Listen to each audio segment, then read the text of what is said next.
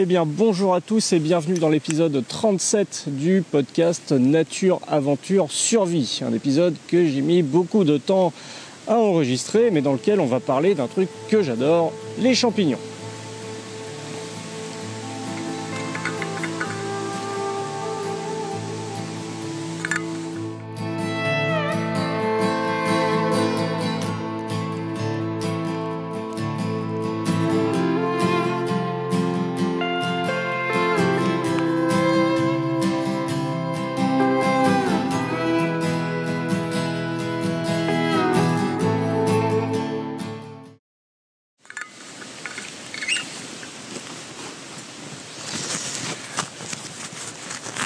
Alors, j'espère que vous m'entendez bien parce que je suis sous le vent.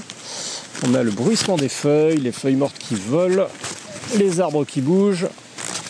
Et j'espère qu'il n'y a pas trop de souffle dans le microphone, même si j'ai mis le petit microphone cravate. Donc, dans cet épisode, on va parler de champignons comestibles. Donc, 5 champignons comestibles faciles à identifier. Alors, pour ceux qui regardent le podcast sur YouTube, je vous mettrai des photos issues de ma base de données dans le coin de la vidéo. Et vu que je regarde dans mon appareil photo avec l'écran qui est déplié, je ne sais jamais si c'est la gauche ou si c'est la droite. Donc, ça sera vers là. Pour les autres, pas d'inquiétude, c'est un podcast, donc c'est pensé pour être écouté avec des descriptions qui, je l'espère, seront suffisamment exhaustives pour vous permettre d'identifier ces quelques champignons.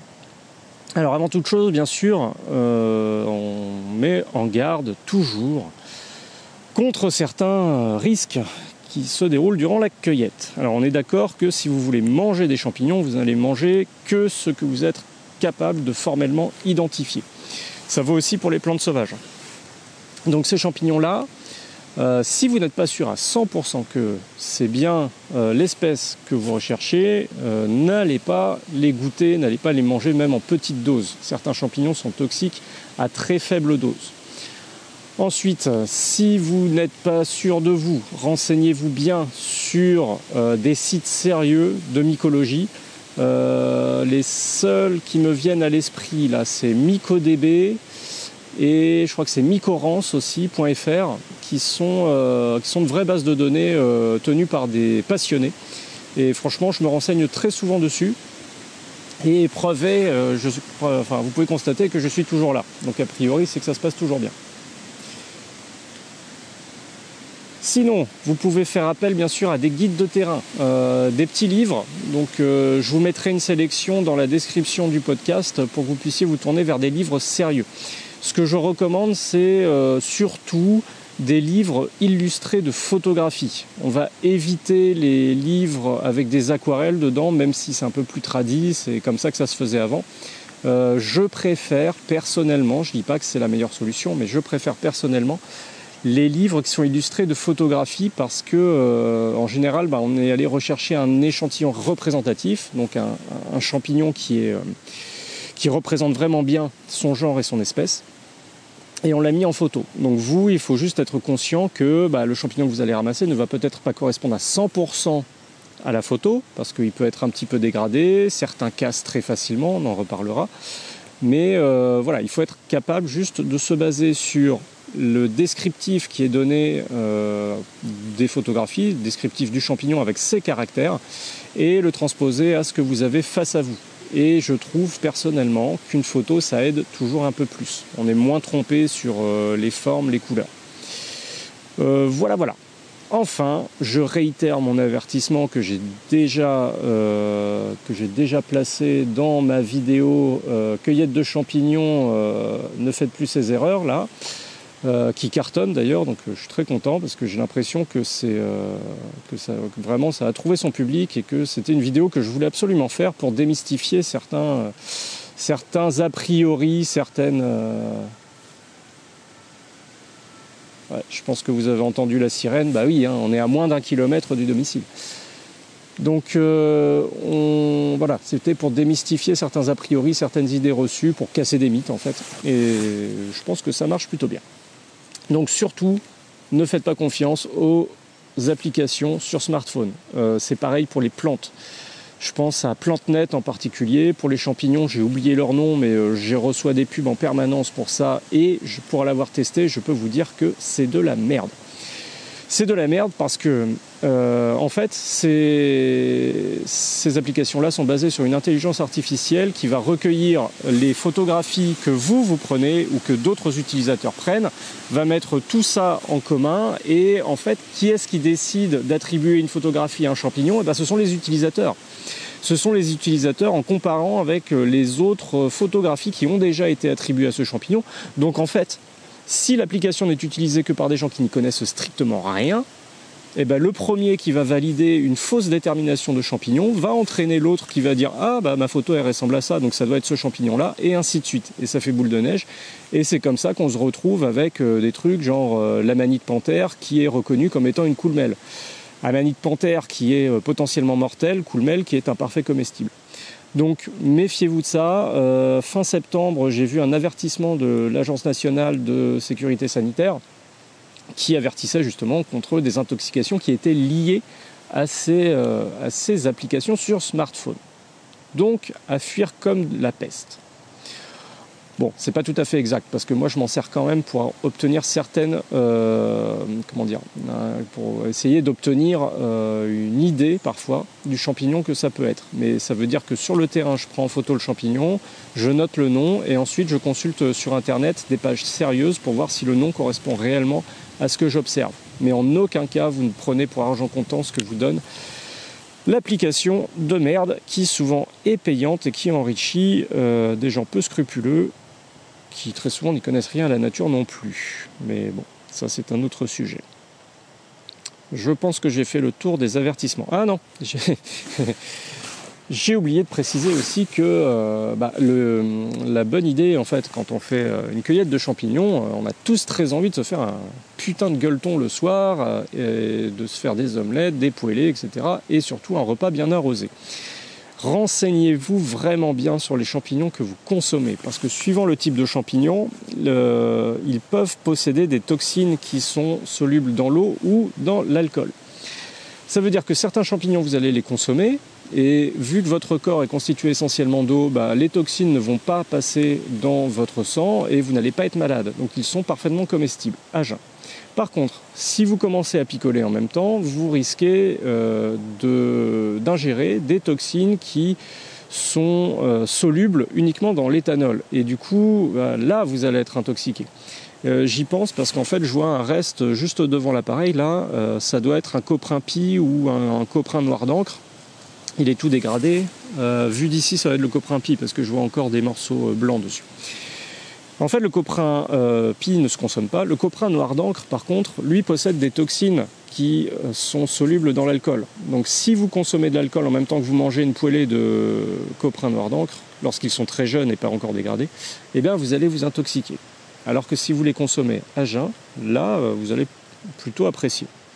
Bon, moi, je ne suis pas fan de la texture, mais bon, c'est comme ça. Voilà pour les avertissements. Alors du coup, moi, je voulais vous présenter 5 champignons faciles à identifier pour lesquels il y a peu de risques de se tromper. Bien sûr, je vous encourage, si vous écoutez seulement ce podcast, à aller vous renseigner après pour voir des photographies. Je pense que de toute façon que je ferai un article sur mon blog albancamp.com pour ce podcast-là et j'y mettrai les photographies avec une petite description de chaque champignon. Donc il y aura un article dédié à ce podcast, à ces 5 champignons faciles à identifier sur mon blog. De même, pour YouTube, comme je l'ai dit, je mettrai des photographies à côté, mais ça n'empêche pas d'aller se renseigner pour être sûr de son coup. Alors, les premiers champignons, de toute façon, à apprendre à reconnaître, ce sont les plus simples, ce sont les bolets et les cèpes. Alors, je dis toujours bolets et cèpes parce qu'en fait, bolets, ça regroupe tout un tas d'espèces différentes et cèpes aussi. Ce ne sont pas des termes très scientifiques en fait parce que ça ne correspond pas à un genre, une espèce particulière. Donc les bolets et les cèpes, vous ne pouvez pas vous tromper puisqu'il n'y en a aucun qui est mortel. Contrairement à ce qu'on peut penser, même le bolet Satan, qui dans certains ouvrages est décrit comme étant mortel ou du moins très toxique, même celui-là, lorsqu'on le passe à la cuisson, il n'est pas mortel. Au pire, vous pouvez vous choper une méga chiasse, donc c'est-à-dire que vous allez avoir des troubles intestinaux et c'est ça qui va vraiment constituer l'intoxication typique avec certains bolets. Donc des troubles intestinaux avec voilà, diarrhée, maux de ventre peut-être. Mais ça c'est vraiment au pire.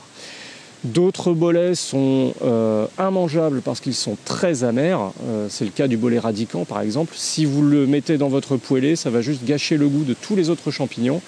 Et vous allez devoir tout jeter. Mais il n'est pas toxique, parce que de toute façon, vous n'allez pas pouvoir le manger en quantité tellement c'est mauvais.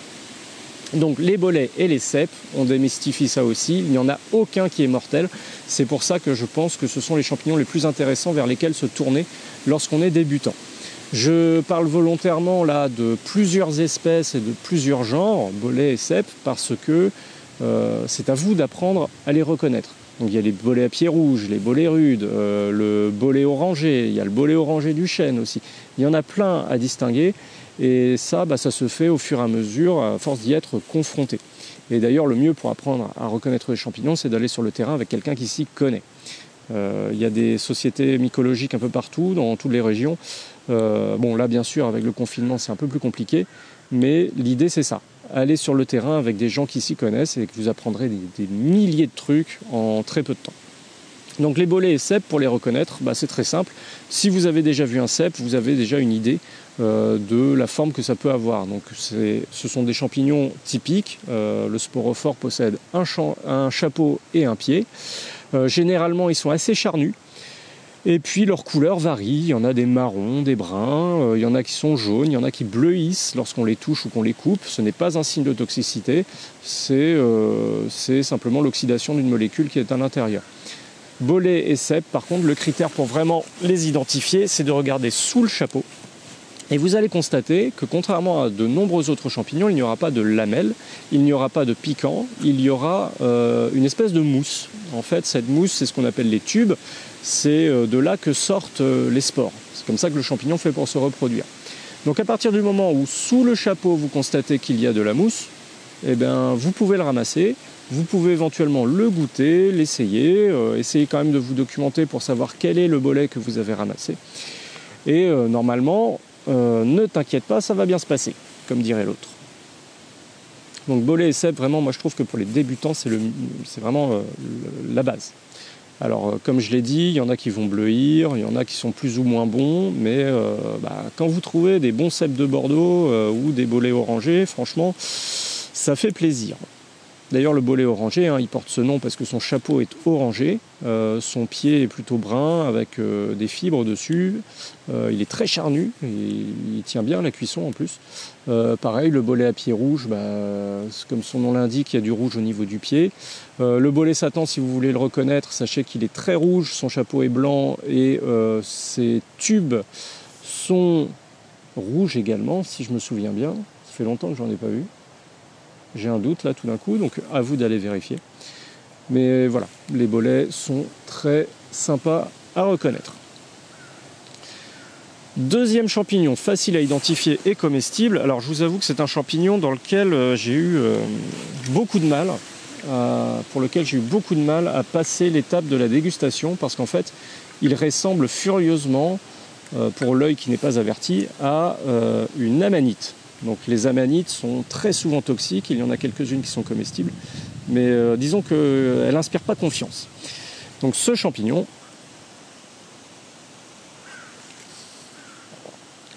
excusez-moi, je me réhydrate.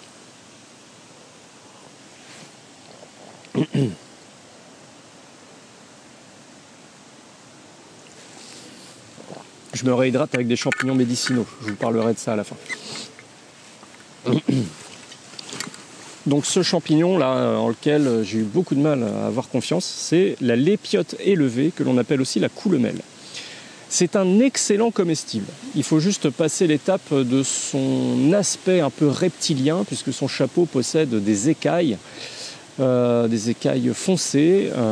Il y a un téton également sur ce chapeau au milieu. Son pied est très fibreux et on ne le consomme pas, on ne va manger que le chapeau. À la face inférieure du chapeau, vous allez trouver des jolies lamelles qui ont un toucher assez doux, assez souple en fait, qui est très régulier en plus.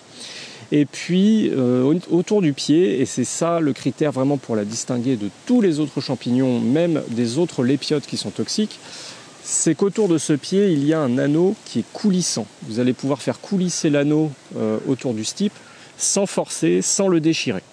Donc à partir du moment où vous pouvez faire coulisser cet anneau sans l'arracher, sans abîmer le pied, sans forcer, vous savez que c'est une coule-mêle. Attention également à la taille, hein, les coule-mêles font plus d'une dizaine de centimètres, facilement 20 centimètres, il y en a des très très grandes, ça dépend si on les a laissées grandir. Les petites lépiotes par contre sont toxiques, mais là quand vous regardez, normalement l'anneau ne coulisse pas. À la base du pied de la coule-mêle, vous trouvez également un bulbe, donc un renflement du pied qui n'est pas entouré d'une membrane. Il n'y a pas de volve à sa base, contrairement aux amanites. Les amanites, elles ont un pied bulbeux avec une volve, donc une membrane d'où s'est extrait le champignon lorsqu'il a grandi. Il y a un anneau qui généralement forme une petite jupette, et le chapeau est plus ou moins parsemé de petits points qui sont des restes du voile d'où s'est extrait le champignon. Il y a une petite nuée d'oiseaux, parce qu'il y a des gens qui arrivent là-bas. Ça va, ils vont pas venir. Donc la coule-mêle, on consomme exclusivement le chapeau, le pied est trop fibreux. La meilleure des recettes que j'ai pu trouver, c'est d'en faire des beignets.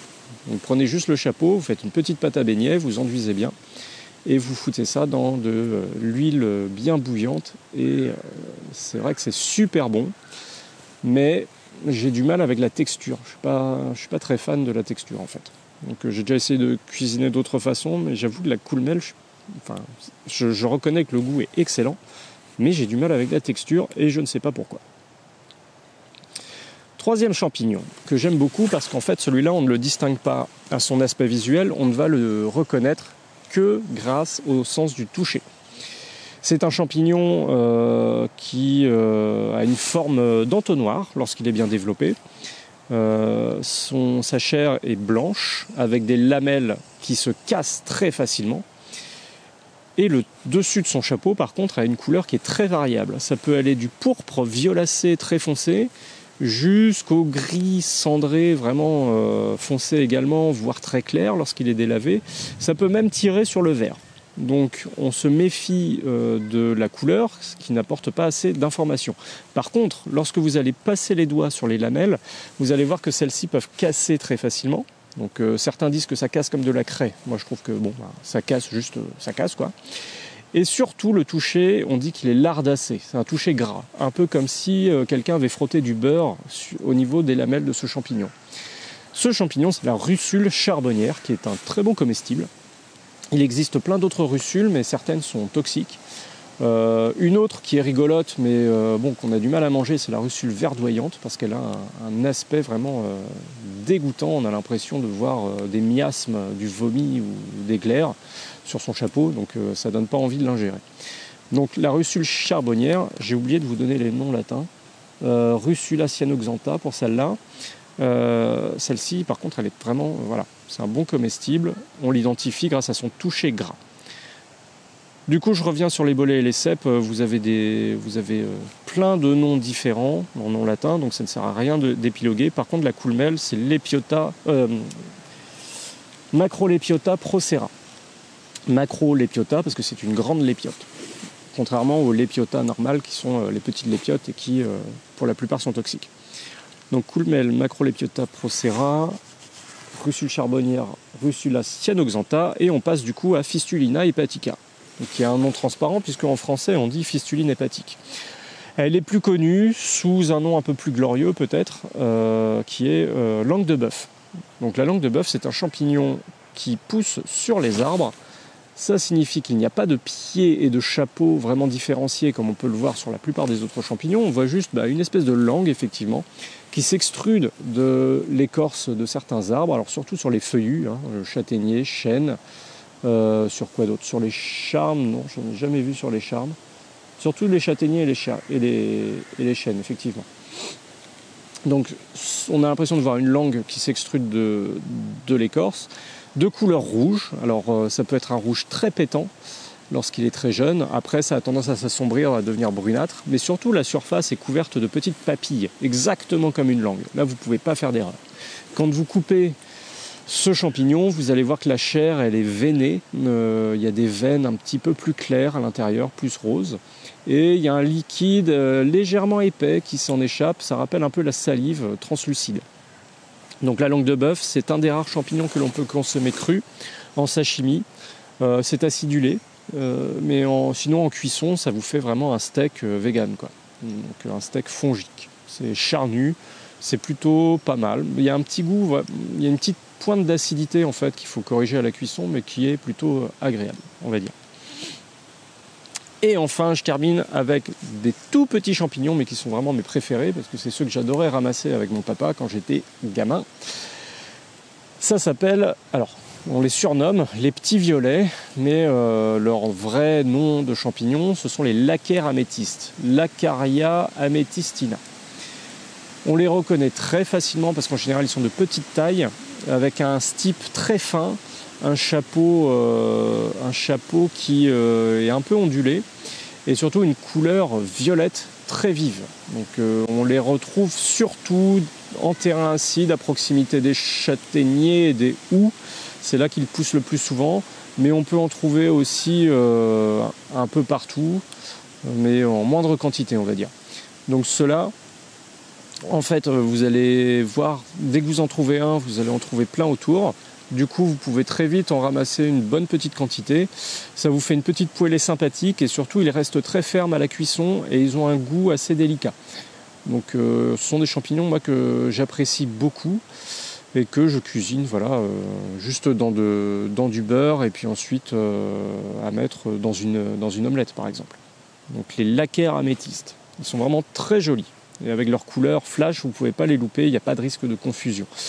Enfin si, je crois qu'il y a un risque de confusion avec un tout petit champignon qui a une variété qui s'appelle lilas, mais du coup la couleur est plus rose et de toute façon le chapeau est différent puisqu'il y a un téton également au-dessus, alors que le laccaire améthyste n'a pas de téton. Donc attention, le laccaire améthyste parfois est délavé et il devient un peu brunâtre, donc ne ramassez que les exemplaires bien violets, avec un stipe bien fin, un chapeau un petit peu ondulé, et pas de téton surtout dessus. Et ben voilà, vous voyez, c'est pas difficile, 5 champignons faciles à identifier et comestibles. Donc si je vous les ai présentés, c'est qu'il y a peu de risque de confusion, renseignez-vous d'après leur nom. Vous verrez que les critères pour les identifier, en fait, je vous les ai donnés. Alors, ce ne sont pas des critères de mycologue que je vous ai donnés, ce sont juste les critères que j'utilise moi pour les reconnaître.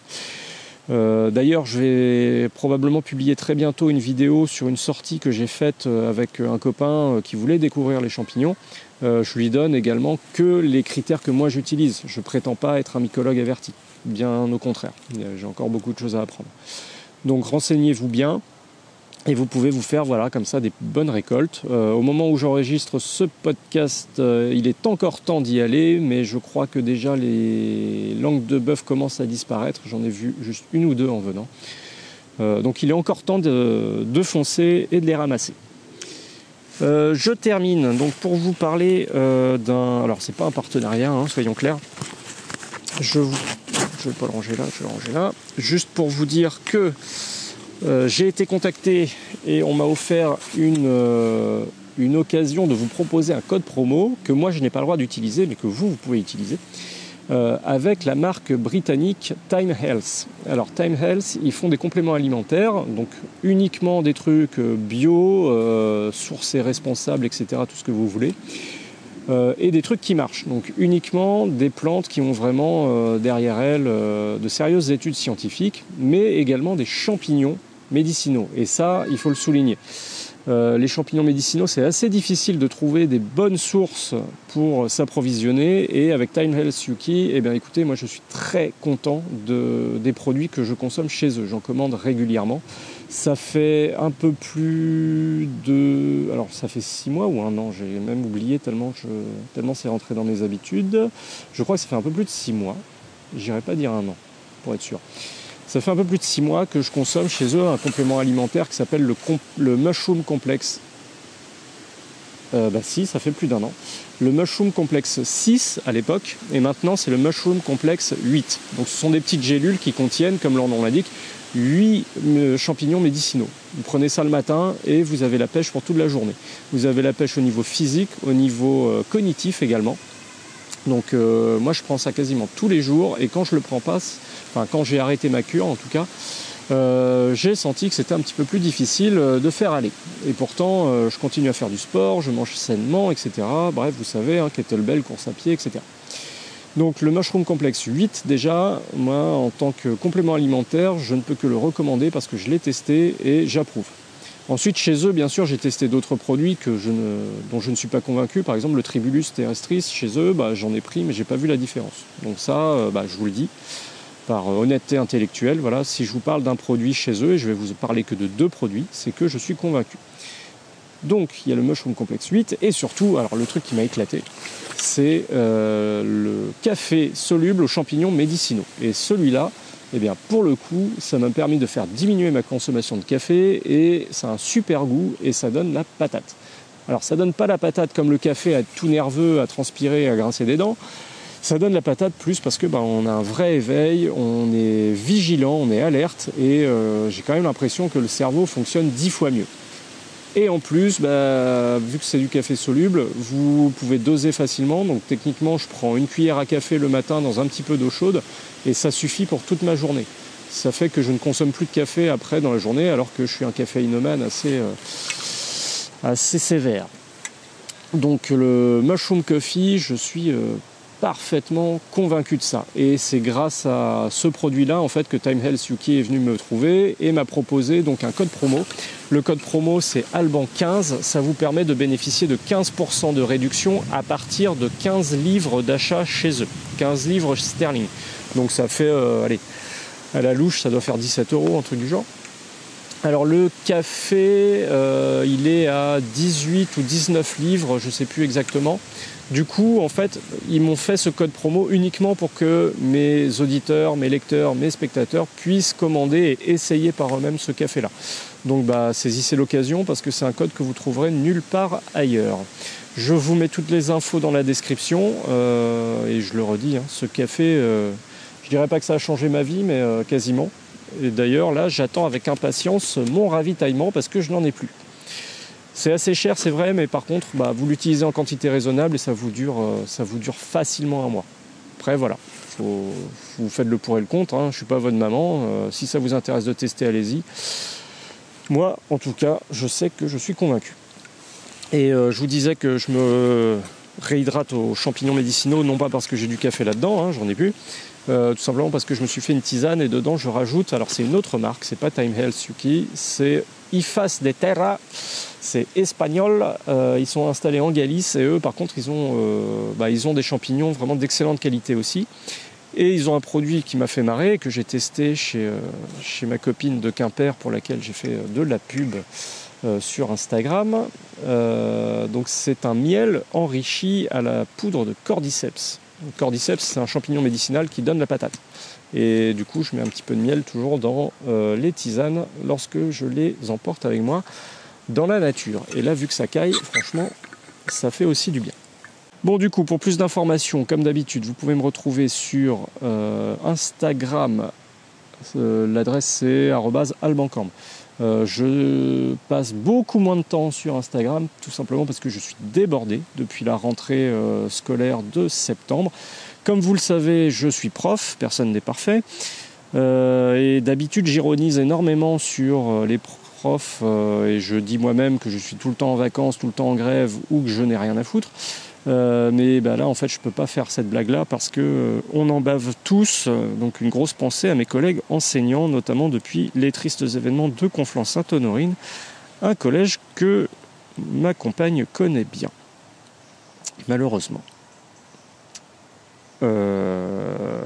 Oui, et sinon, on va retrouver des informations sur mon blog albancamp.com. Je vous mettrai un article spécial sur ces 5 champignons médicinaux sur lequel vous pourrez voir des photographies pour vous aider dans vos déterminations. Et bien sûr, il y a la chaîne YouTube où vous pouvez retrouver notamment la vidéo qui cartonne, cueillette de champignons, ne faites plus ces erreurs, avec Patrice Lenné de la Société mycologique de France.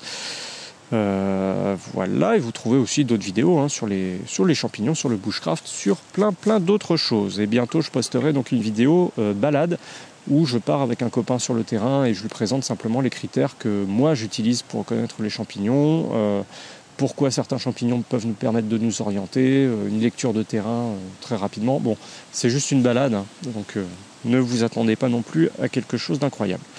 Donc n'hésitez pas à m'écrire un petit mail à contact@albancamp.com pour discuter. Si vous avez une question, c'est plutôt question sans s @albancamp.com. Et si vous avez des questions, n'hésitez pas à les poser par la messagerie vocale que vous trouvez en lien dans la description. Il vous suffit d'enregistrer votre message avec votre smartphone ou le micro de votre ordinateur. Vous créez un compte sur la plateforme de podcast que j'utilise qui s'appelle Anchor et je pourrai recevoir votre message vocal et le diffuser dans un prochain épisode du podcast. Donc l'un des prochains épisodes, justement, ça va être de compiler toutes les questions que j'ai reçues depuis un bon moment et d'essayer d'y répondre en apportant mon opinion. Comme d'habitude, je ne dis pas que je possède la vérité, je dis pas que je possède la vérité. Du coup, je vous propose que ma vision des choses. Voilà. Allez, j'ai fait le tour, j'ai fini le blabla. Bonne journée, bon bushcraft à tous. Et une grosse pensée à ceux qui habitent à plus d'1 kilomètre d'une forêt.